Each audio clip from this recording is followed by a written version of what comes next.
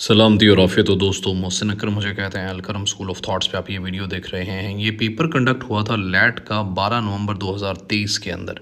इसके बारे में हम पहले पढ़ चुके हैं, दोबारा बता रहा हूँ मैं। 75 नंबर का ये होता है एमसीक्यूज टाइप पेपर, और 25 नंबर के इसमें आपको एक 10 नंबर की पर्सनल स्टेटमेंट आती है और 15 नंबर का ऐसे आता है। ठीक है, जो इसकी नंबर डिवीजन है वो ऐसे है कि 20 नंबर का आपसे पोर्शन इंग्लिश पोर्शन पूछा जाता है, 20 नंबर का जीके, 10 नंबर का पाक स्टडीज़, 10 नंबर के इस्लामियत से सवाल आते हैं, 5 नंबर के आमतौर पर रियाजी से, और 10 नंबर के उर्दू से सवाल आते हैं। और same goes to the personal statement 10 number की और 15 नंबर का ऐसे। ये टोटल 100 नंबर बनेगा जो कि आपको हल करना होता है to qualify the LAT test which is important to get enrolled into LLB. जो भी पाकिस्तान के अंदर लॉ करना चाहता है उसको गेट करना ही पड़ता है। सबसे पहला पोर्शन इस पेपर के अंदर था जो 2023 को हुआ था 12 नवंबर को, वो इस्लामिक स्टडीज़ से मुताल्लिक था। सबसे पहला सवाल था हाउ मैनी मक्की सूरज इन कुरान। तो कुरान शरीफ के अंदर मक्की सूरज जो हैं वो 86 हैं और 28 मदनी सूरतें हैं। हमने इसको कवर किया हुआ डिटेल। इन विच गजवा हज़रत जाफ़र वॉज मर्टायर्ड। तो बनु बैटल ऑफ मोता, जंगे मौता के अंदर हज़रत जाफ़र तैयार रज़ी अल्लाह ताला अन्हु शहीद हुए थे। Self respect to mankind is given by him. तो किस मज़हब ने या किसने इस्लाम को इज़्ज़त नफ्स का तसव्वुर दिया था? वो था इस्लाम। इस्लामी मज़हब जो था इसने इज़्ज़त नफ्स का कॉन्सेप्ट दिया था दुनिया को। Which of the following profit was given the title of Israel. तो इसराइल का जो लक़ब है वो किस नबी को दिया गया था? हज़रत याकूब अलैहिस्सलाम को, क्योंकि इनकी आल औलाद से हुए थे ना इसराइल, इसलिए। मीनिंग ऑफ वही, वही का मतलब होता है रेविलेशन, कोई चीज़ उतरना। ठीक है, उसको रेवल्यूशन कहते हैं। उसको वही कहते हैं। अगला सवाल है who was the master of हज़रत बिलाल रज़ी अल्लाह ताला अन्हु, जो कि पहले ग़ुलाम थे। इस्लाम के सबसे पहले ग़ुलाम जिसने इस्लाम कबूल किया वो हज़रत बिलाल थे। उनके मास्टर का नाम उमैया बिन खलफ था। अगला सवाल है where did Hazrat Mohammad peace be upon him and Hazrat Abu Bakr Siddiq रज़ी अल्लाह ताला अन्हु stayed during migration to Madina. जब रसूलुल्लाह सल्लल्लाहु अलैहि वसल्लम और हज़रत अबू बकर सिद्दीक़ रज़ी अल्लाह ताला अन्हु ने हिजरत फरमाई तो उन्होंने कहाँ पे स्टे किया था? तो कैब सूर, गारे सूर के अंदर उन्होंने वहाँ पे स्टे किया था, वहाँ पे रुके थे। दोस्तों पाक स्टडीज़ के पोर्शन के अंदर सबसे पहला सवाल था नेशनल फ्रूट ऑफ पाकिस्तान कौन सा है? तो पाकिस्तान का कौमी फल आम है, मैंगो। नाउ और नेवर पैम्फलेट किसने लिखा था? ये चौधरी रहमत अली ने 1933 के अंदर लिखा था। इसका जवाब ये है। Nehru report was signed in which year. 1928 के अंदर नेहरू रिपोर्ट को साइन किया गया था, जिसके जवाब में 14 नकात पेश हुए थे। लार्जेस्ट डैम इन पाकिस्तान कौन सा है? पाकिस्तान का सबसे बड़ा डैम वो है तरबेला डैम। ताशकंद पैक्ट कब साइन हुआ था? तो 10 जनवरी 1966 के अंदर साइन हुआ था। ये देखें, ये सवाल भी रिपीट हुआ है। ये पहले भी लैट के पेपरों में आता रहा है, इस बार भी आया, तो इसलिए पास पेपर ज़रूर कवर किया करें अगर पाकिस्तान के अंदर कोई भी एग्जाम आप दे रहे हैं तो।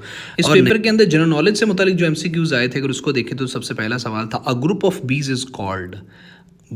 जो मक्खियों का ग्रुप कहलाता है colony. Biggest animal of the world कौन सा है? दुनिया में सबसे बड़ा जानवर ब्लू व्हेल होती है। करेंसी ऑफ ब्राज़ील कौन सी है? ब्राज़ील की करेंसी जो है वो ब्राज़ीलियन रियाल होता है। London is the capital of which country? तो यूके का कैपिटल जो है वो लंदन है। ठीक है, यूनाइटेड किंगडम जिसको ग्रेट ब्रिटेन भी कहते हैं। Biggest ocean of the world Pacific ocean है। Who is known as the captain cool in cricket? तो एमएस धोनी को कैप्टन कूल कहते हैं धोनी क्रिकेट के अंदर। ठीक है। Nelson Mandela belongs to which country? तो नेल्सन मंडेला साउथ अफ्रीका से मुताल्लिक थे। The number of bones in human body, इंसानी बॉडी के अंदर 206 बोन्स होती हैं, 206 हड्डियाँ होती हैं।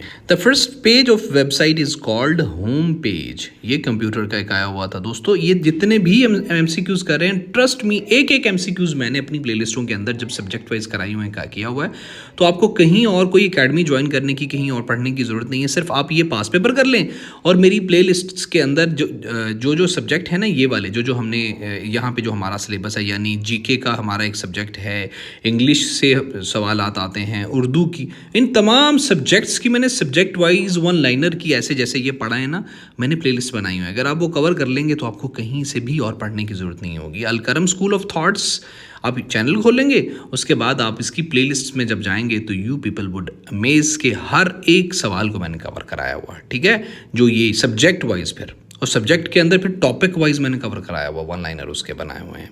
अगला सवाल है, और earth is present in which Galaxy? हमारी ज़मीन मिल्की वे गैलेक्सी के अंदर है। और हमारी करीब तरीन गैलेक्सी कौन सी है? मैंने जब ये इसको यूनिवर्स के वन लाइनर करा रहा था तो उसमें डिटेल बताया था, तो कि हमारी करीब तरीन जो गैलेक्सी है हमारी मिल्की वे के, वो है एंड्रोमेडा गैलेक्सी, एंड्रोमेडा। उसके बाद इंग्लिश का पोर्शन था दोस्तों। इंग्लिश के पोर्शन के अंदर सबसे सवाल था, it was so dark there. आगे फिल इन द ब्लैंक्स है, we couldn't see anything. That, it was so dark there, आगे जो खाली जगह पे लगने के लिए जो प्रेपोजिशन है वो दैट की प्रेपोजिशन है। हमने डिटेल कवर किया हुआ इंग्लिश ग्रामर के अंदर इसको भी। He is dash cold, he is used to cold. उससे अगला सवाल है, there is no one to, आगे फिल इन दी ब्लैंक्स है, there is no one to talk someone, ठीक है, कोई भी नहीं था जिससे बात की जा सके। ग्लूमी, ग्लूमी कहते हैं अफसुर्दा को, ठीक है, ग्लूमी कहते हैं जिस पे कोई अंधेरा गालिब हो, तो इसका सिनोनिम है डार्क। मैंने वोकैबुलरी भी अपनी बहुत डिटेल कवर कराई हुई है, 3500 वर्ड्स की जीआरई वोकैबुलरी कवर कराई हुई है। एंटोनियम ऑफ फ्रेजाइल, देखो दोस्तों, फ्रेजाइल का मतलब होता है कड़कना, टूटने वाला, जो जल्दी टूट जाए, जो ज़्यादा मजबूत ना हो। तो इसका एंटोनियम क्या होगा? इसका एंटोनियम होगा स्ट्रॉन्ग, ठीक है। तो वोकैबुलरी कर लेंगे तो आपका ये इंग्लिश वाला पोर्शन भी कवर हो जाएगा, आई कैन गारंटी। अब्रप्टली जो है, इसका एंटोनियम क्या होता है? अब्रप्टली कहते हैं अचानक होना, अचानक होना। तो इसका जो एंटोनियम उन लफ्ज़ों के दरमियान था वो एक्सपेंसिव था, ठीक है, बाकी सब ऑड थे और तरह से थे। एंटोनियम ऑफ क्रेडिबल, क्रेडिबल जो होता है उसको कहते हैं काबिले एतबार, ठीक है, ऐसा जिस पे एतबार, जिस पे भरोसा किया जा सके। वो कहते हैं ना, क्या ये बंदा, ये तुम्हारा दोस्त क्रेडिबल तो है कि इसको पैसे उधार दिए जा सकें, ठीक है। तो इसका एंटोनियम था डिसेप्टिव, डिसेप्टिव कहते हैं धोखेबाज को। दोस्तों उसके बाद इन तीन में से किसी एक टॉपिक पे 15 नंबर का ऐसे लिखना था। ऐसे कैसे लिखते हैं मैं आपको दूसरी ऐसे वाली वीडियोस के अंदर बता दूंगा, अगर 20 लोग हो गए तो। सबसे पहला टॉपिक था, does media brutality provoke violence in people? क्या मीडिया जो ब्रूटैलिटी होती है, जो इंतशार मीडिया के अंदर होता है, क्या ये तशद्दुद को, लोगों के दरमियान तशद्दुद को जो प्रोवोक करता है, बढ़ाता है? दूसरा था, effect of computer in our lives, हमारी ज़िंदगी के अंदर कंप्यूटर का असर। And should death penalty be remove, क्या ये मौत की सज़ा ख़त्म हो जानी चाहिए? और आखिर में थी दोस्तों ये लैट की पर्सनल स्टेटमेंट, या आपने 10 नंबर का लिखना था इस टॉपिक पे। और पर्सनल स्टेटमेंट थी, proud moment of your life, अपनी ज़िंदगी का कोई प्राउड मोमेंट लिखना था आप लोगों ने। दोस्तों एसे और पर्सनल स्टेटमेंट के अंदर एक बेसिक फ़र्क मैं बता दूं। एसे के अंदर इंट्रोडक्शन होता है, फिर उसके बाद उसकी बॉडी पैराग्राफ होते हैं, फिर उसके बाद कंक्लूजन होता है, ठीक है। मैंने वैसे तो इसको डिटेल कवर करा है, लेकिन मैं इसमें जो है ना वो इस वीडियो के अंदर बता दूं। जो पर्सनल स्टेटमेंट होती है, पर्सनल स्टेटमेंट के अंदर किसी इवेंट के बारे में एक फ़्लो में लिखा जाता है। जैसा कि proud moment of your life के बारे में आप एक फ़्लो में लिखोगे, ठीक है। इसमें ज़रूरी नहीं कि आप कोई कंक्लूजन दो, आप बस जब मोमेंट वो इवेंट ख़त्म हो जाएगा तब साथ ही कंक्लूजन हो जाएगा, ठीक है, खुद ही। तो जो ऐसे होता है उसका प्रॉपर एक स्ट्रक्चर होता है।